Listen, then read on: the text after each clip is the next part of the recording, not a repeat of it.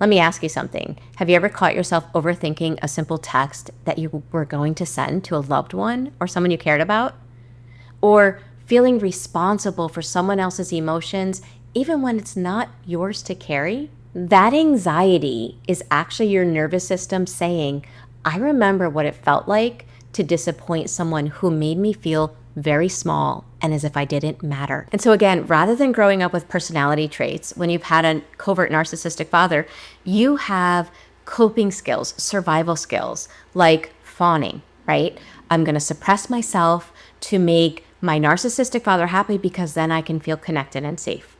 Or you might go into freeze. The narcissistic father gets mad at things that don't make sense. You go left, they get mad, you go right. But then they get mad, so you stand still, which is shutting down emotionally in an attempt to avoid an attack. Or we become hypervigilant. We have to know every micro expression of our narcissistic father so that we can try to stay 2 steps ahead and feel some kind of safety.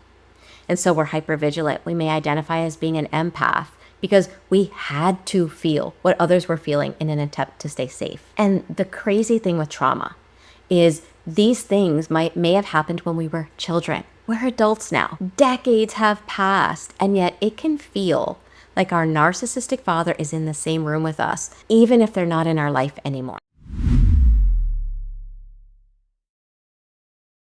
And here's one of the hardest truths that I had to come face to face with as a trauma survivor myself.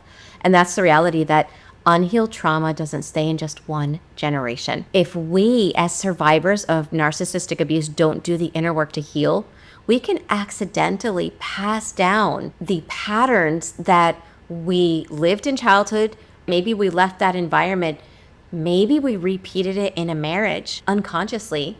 And maybe we've left that marriage. So our childhood is over, the adult relationship is over, but we might have children.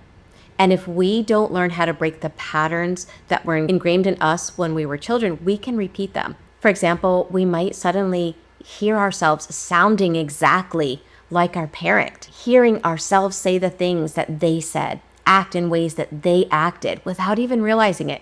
Again, it's not because we're bad, but it's because we might be stuck in a trauma response. And so if we have a strong fight response, and that fight response helped us to survive our childhood, it might come out when we're parenting.